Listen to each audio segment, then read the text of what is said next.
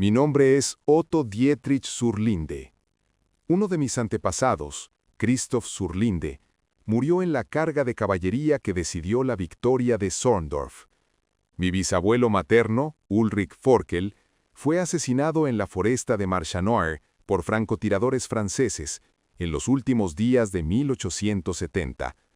El capitán Dietrich zur Linde, mi padre, se distinguió en el sitio de Namur en 1914 y 2 años después en la travesía del Danubio. En cuanto a mí, seré fusilado por torturador y asesino. El tribunal ha procedido con rectitud. Desde el principio yo me he declarado culpable. Mañana, cuando el reloj de la prisión dé las 9, yo habré entrado en la muerte. Es natural que piense en mis mayores, ya que tan cerca estoy de su sombra y a que de algún modo soy ellos. Durante el juicio, que afortunadamente duró poco, no hablé. Justificarme, entonces, hubiera entorpecido el dictamen y hubiera parecido una cobardía. Ahora las cosas han cambiado. En esta noche que precede a mi ejecución, puedo hablar sin temor. No pretendo ser perdonado, porque no hay culpa en mí, pero quiero ser comprendido. Quienes sepan oírme comprenderán la historia de Alemania y la futura historia del mundo. Yo sé que casos como el mío, excepcionales y asombrosos ahora, serán muy en breve triviales. Mañana moriré, pero soy un símbolo de las generaciones del porvenir. Nací en Marienburg en 1908. 2 pasiones, ahora casi olvidadas, me permitieron afrontar con valor y aún con felicidad muchos años infaustos, la música y la metafísica. No puedo mencionar a todos mis bienhechores, pero hay 2 nombres que no me resigno a omitir, el de Brahms y el de Schopenhauer. También frecuenté la poesía. A esos nombres quiero juntar otro vasto nombre germánico, William Shakespeare.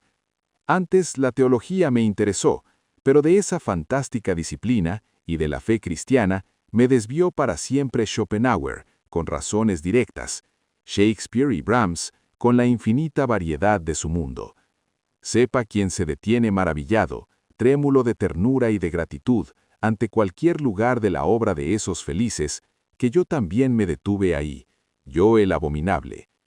Hacia 1927 entraron en mi vida Nietzsche y Spengler.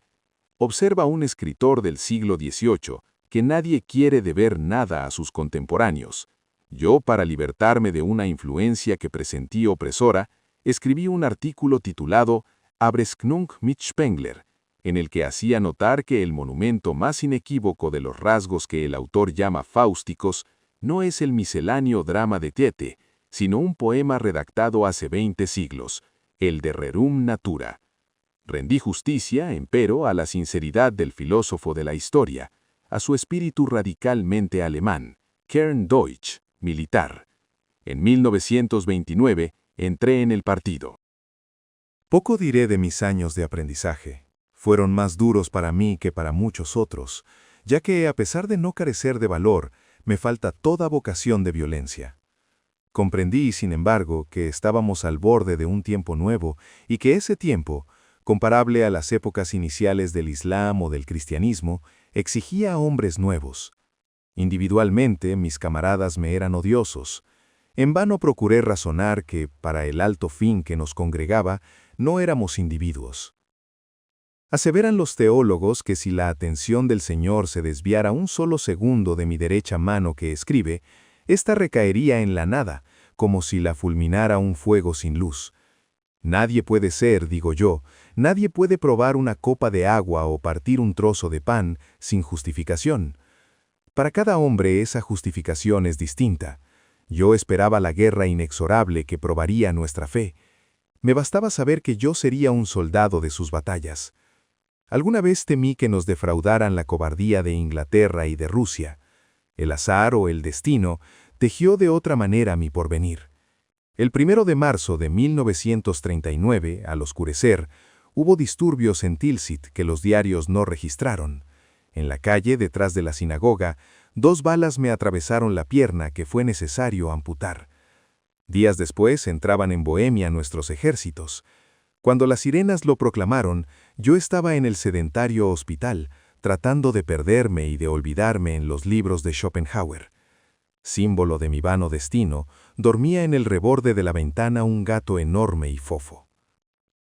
En el primer volumen de Parerga und Paralipomena, releí que todos los hechos que pueden ocurrirle a un hombre, desde el instante de su nacimiento hasta el de su muerte, han sido prefijados por él.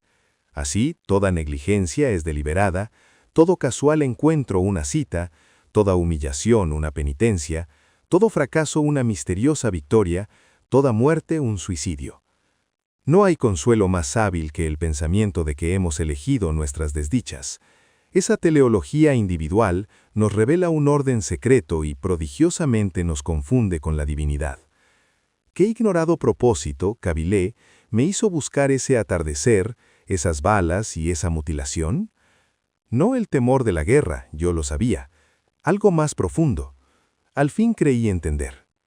Morir por una religión es más simple que vivirla con plenitud. Batallar en Éfeso contra las fieras es menos duro, miles de mártires oscuros lo hicieron, que ser Pablo, siervo de Jesucristo. Un acto es menos que todas las horas de un hombre. La batalla y la gloria son facilidades. Más ardua que la empresa de Napoleón fue la de Raskolnikov. El 7 de febrero de 1941 fui nombrado subdirector del campo de concentración de Tarnowitz. El ejercicio de ese cargo no me fue grato, pero no pequé nunca de negligencia. El cobarde se prueba entre las espadas. El misericordioso, el piadoso, busca el examen de las cárceles y del dolor ajeno. El nazismo, intrínsecamente, es un hecho moral, un despojarse del viejo hombre, que está viciado, para vestir el nuevo. En la batalla, esa mutación es común, entre el clamor de los capitanes y el vocerío, no así en un torpe calabozo, donde nos tienta con antiguas ternuras la insidiosa piedad. No en vano escribo esa palabra. La piedad por el hombre superior es el último pecado de Zaratustra. Casi lo cometí, lo confieso, cuando nos remitieron de Breslau al insigne poeta David Jerusalem. Era este un hombre de 50 años, pobre de bienes de este mundo, perseguido, negado, vituperado, había consagrado su genio a cantar la felicidad. Creo recordar que Albert Soergel, en la obra Dichtung der Zeit, lo equipara con Whitman. La comparación no es feliz. Whitman celebra el universo de un modo previo, general, casi indiferente. Jerusalem se alegra de cada cosa, con minucioso amor. No comete jamás enumeraciones ni catálogos. Aún puedo repetir muchos hexámetros de aquel hondo poema que se titula Tsai Yang, pintor de tigres, que está como rayado de tigres, que está como cargado y atravesado de tigres transversales y silenciosos. Tampoco olvidaré el soliloquio Rosenkrantz habla con el ángel, en el que un prestamista londinense del siglo XVI vanamente trata, al morir, de vindicar sus culpas, sin sospechar que la secreta justificación de su vida es haber inspirado a uno de sus clientes, que lo ha visto una sola vez y a quien no recuerda, el carácter de Shylock. Hombre de memorables ojos, de piel cetrina, de barba casi negra, David Jerusalem era el prototipo del judío sefardí, si bien pertenecía a los depravados y aborrecidos askenazíes. Fui severo con él. No permití que me ablandaran ni la compasión ni su gloria. Yo había comprendido hace muchos años que no hay cosa en el mundo que no sea germen de un infierno posible. Un rostro, una palabra, una brújula, un aviso de cigarrillos podrían enloquecer a una persona si ésta no lograra olvidarlos. ¿No estaría loco un hombre que continuamente se figurara el mapa de Hungría? Determiné aplicar ese principio al régimen disciplinario de nuestra casa y, a fines de 1942, Jerusalem perdió la razón. El 1 de marzo de 1943 logró darse muerte. Ignoro si Jerusalem comprendió que, si yo lo destruí, fue para destruir mi piedad. Ante mis ojos, no era un hombre, ni siquiera un judío. Se había transformado en el símbolo de una detestada zona de mi alma. Yo agonicé con él. Yo morí con él. Yo de algún modo me he perdido con él. Por eso fui implacable. Mientras tanto, giraban sobre nosotros los grandes días y las grandes noches de una guerra feliz. Había en el aire que respirábamos un sentimiento parecido al amor. Como si bruscamente el mar estuviera cerca, había un asombro y una exaltación en la sangre. Todo, en aquellos años, era distinto, hasta el sabor del sueño. Yo, quizá, nunca fui plenamente feliz, pero he sabido que la desventura requiere paraísos perdidos. No hay hombre que no aspire a la plenitud, es decir, a la suma de experiencias de que un hombre es capaz. No hay hombre que no tema ser defraudado de alguna parte de ese patrimonio infinito. Pero todo lo ha tenido mi generación, porque primero le fue deparada la gloria y después la derrota. En octubre o noviembre de 1942, mi hermano Friedrich pereció en la segunda batalla de El Alamein, en los Arenales egipcios. Un bombardeo aéreo, meses después, destrozó nuestra casa natal. Otro, a fines de 1943, mi laboratorio. Acosado por vastos continentes, moría el Tercer Reich. Su mano estaba contra todos y las manos de todos contra él. Entonces algo singular ocurrió, que ahora creo entender. Yo me creía capaz de apurar la copa de la cólera, pero en las heces me detuvo un sabor no esperado, el misterioso y casi terrible sabor de la felicidad. Ensayé diversas explicaciones, no me bastó ninguna, hasta dar con la verdadera. Se ha dicho que todos los hombres nacen aristotélicos o platónicos. Ello equivale a declarar que no hay debate de carácter abstracto que no sea un momento de la polémica de Aristóteles y Platón. A través de los siglos y latitudes cambian los nombres, los dialectos, las caras, pero no los eternos antagonistas. También la historia de los pueblos registra una continuidad secreta. Arminio, cuando degolló en una ciénaga las legiones de Varo, no se sabía precursor de un imperio alemán. Lutero, traductor de la Biblia, no sospechaba que su fin era forjar un pueblo que destruyera para siempre la Biblia. Christoph zur Linde, a quien mató una bala moscovita en 1758, preparó de algún modo las victorias de 1914. Hitler creyó luchar por un país, pero luchó por todos, aún por aquellos que agredió y detestó. No importa que su yo lo ignorara, lo sabían su sangre, su voluntad. El mundo se moría de judaísmo y de esa enfermedad del judaísmo, que es la fe de Jesús. Nosotros le enseñamos la violencia y la fe de la espada. Esa espada nos mata, y somos comparables al hechicero que teje un laberinto y que se ve forzado a errar en él hasta el fin de sus días. O a David, que juzga a un desconocido y lo condena a muerte, y oye después la revelación. Tú eres aquel hombre.